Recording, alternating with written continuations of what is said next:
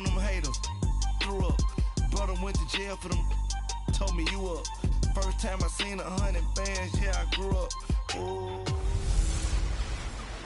Hey, everybody, it's the coach, and this is Madden 19 on EA Sports. Coming up, we've got a good one on tap between America's teams, the Dallas Cowboys and the Tampa Bay Buccaneers. With that, let's head over to Raymond James Stadium in Tampa for the call of this one. We bring in our broadcast team, Brandon Godden and Charles Davis. And we're about 5 miles northwest of downtown Tampa at beautiful Raymond James Stadium near Florida's Gulf Coast.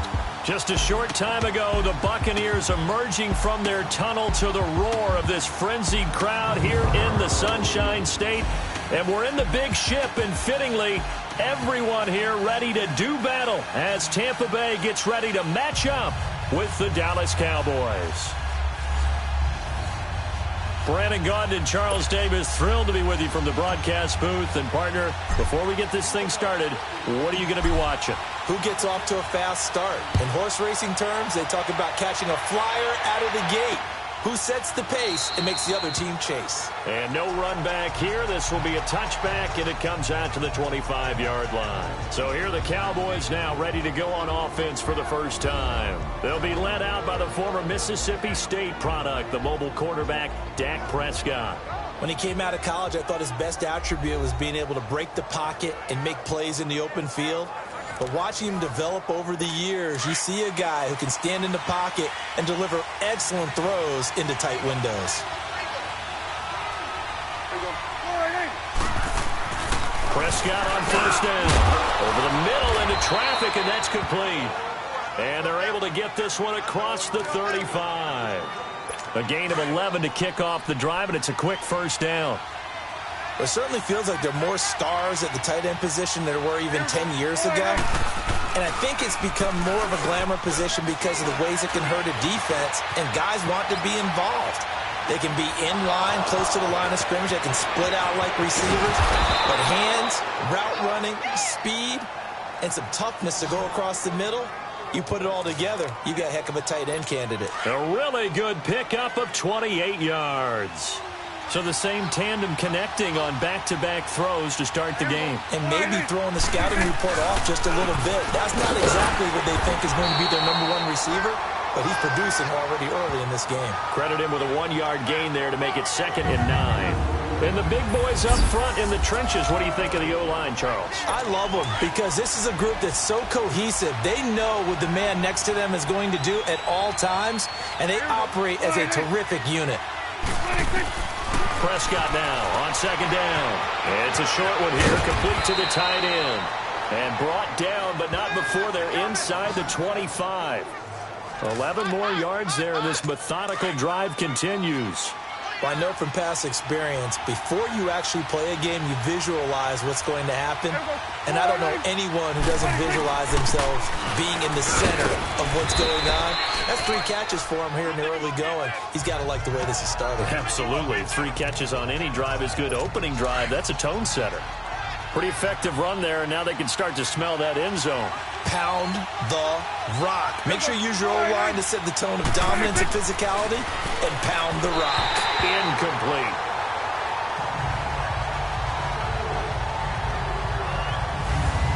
And this defensive line will be looking to control the point of attack. And that's what they've done throughout this season. This is a terrific unit. They play together very, very well, and they don't permit big plays to happen. So the incomplete pass on the last play, and that leads us to a 3rd and 3.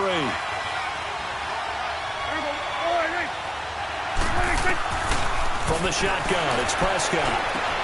Now he'll dump it underneath to his running back, complete. And he's got the first down as he gets it to the 8. They're able to convert on 3rd down, and that sets up a 1st and goal. Big completion there on 3rd and short, keeps their opening drive alive. Not only alive, but plenty of possibilities now. 1st and goal, and you know me, I'm a big advocate. If you're going to throw the ball, throw it early in the down and distance count. Holding offense. So on the big tight end, holding. Each and every year, we talk about very few tight ends coming into the league that are polished blockers or asked to do it a lot in college. So it's a constant struggle and a constant fight to learn how to do it without holding. And that didn't fool anybody. He's going to be dropped in the backfield. That's going to go as a loss of 2, and it'll be second down. I know when I was a kid, I always got real excited when I saw those lateral-type runs. But the best backs that made it happen, they put a foot in the ground and just go.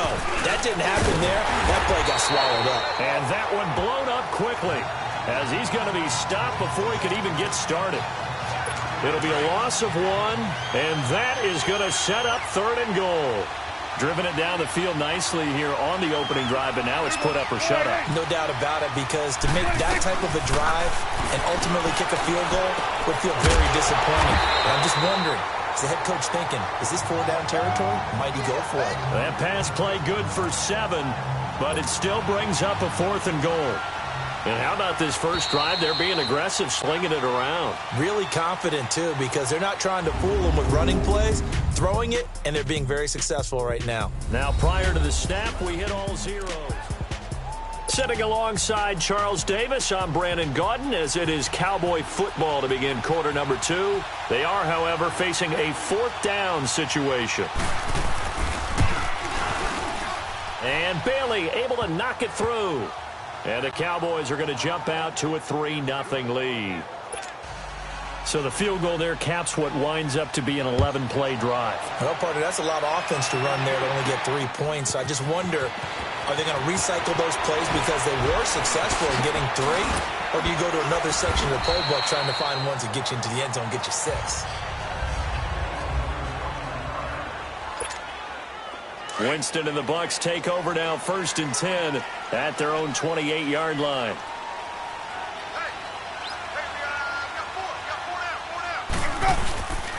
They'll start the drive with a carry by Jones. This will go for 5 up to the 33.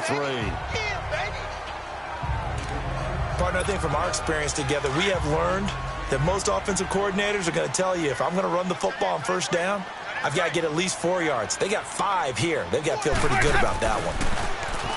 Jameis to throw it. Eluding the pressure right. He's got the hook up here to Deshaun Jackson. Deshaun Jackson off to the races. Touchdown, Tampa Bay. Deshaun Jackson, 67 yards. And the Bucs get the quick strike touchdown. And sometimes those slants, they can be so tough to defend after the catch.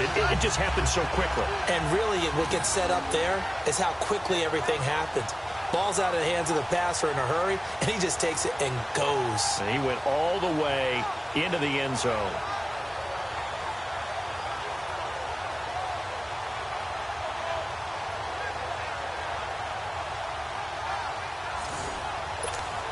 Here's Chandler Catanzaro for the extra point.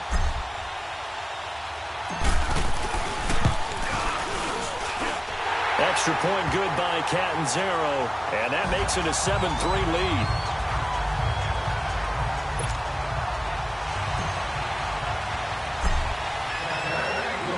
Catanzaro out now as he'll kick this one away.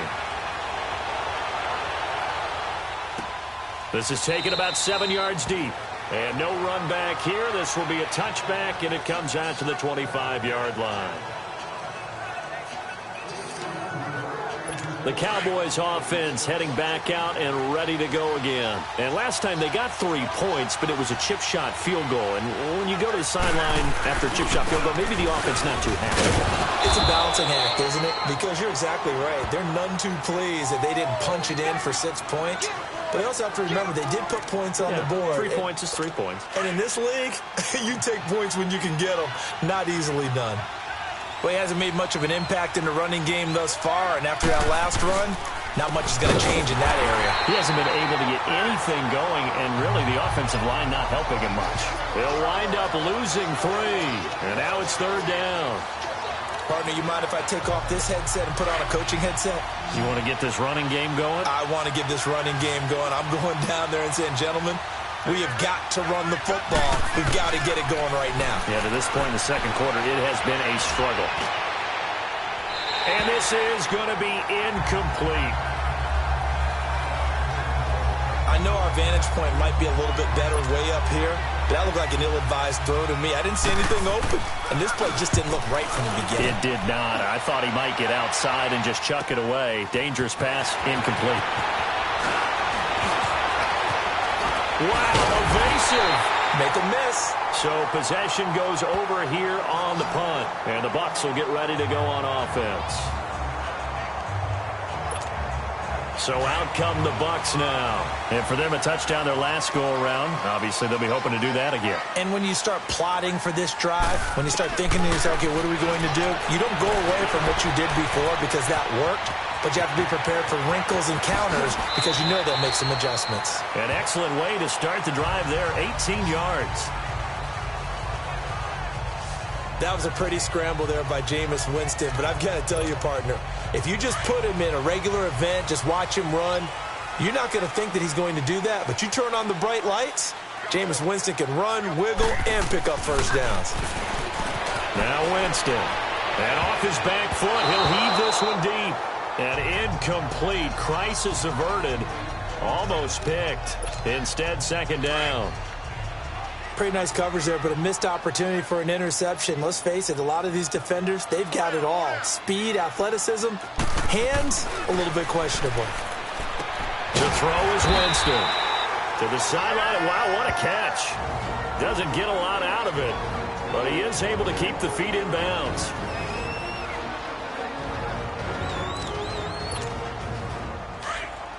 Coming up at halftime in a little less than 2 minutes, we'll send you to Orlando where Jonathan Coachman is standing by. He'll have highlights and analysis of this first half.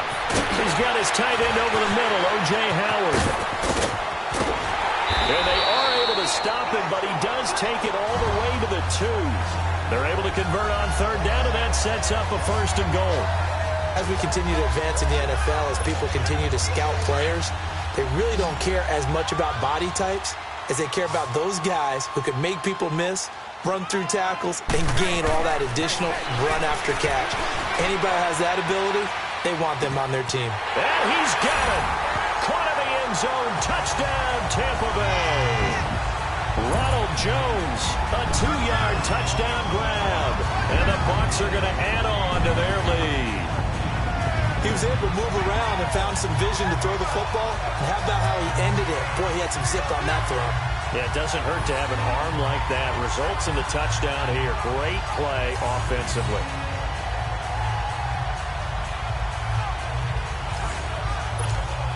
Catanzaro now for the extra point.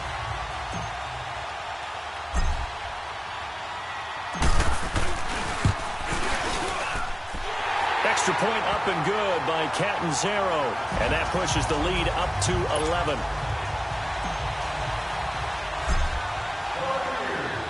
Catanzaro out now as he'll kick this one away.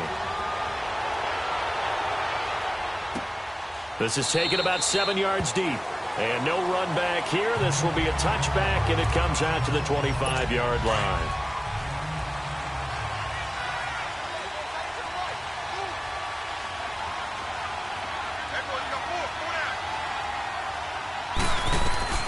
First down, Prescott, and that is incomplete.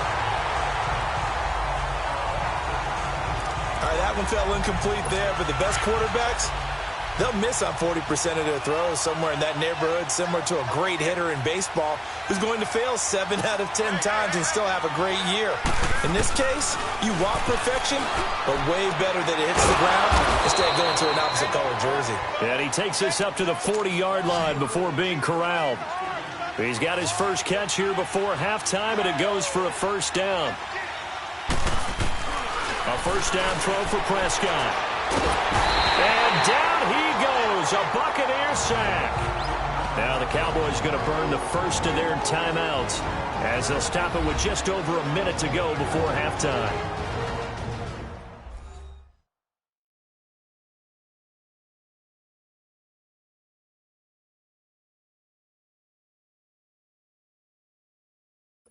Well, they're in some hot water now. After that sack, it's 2nd and 21.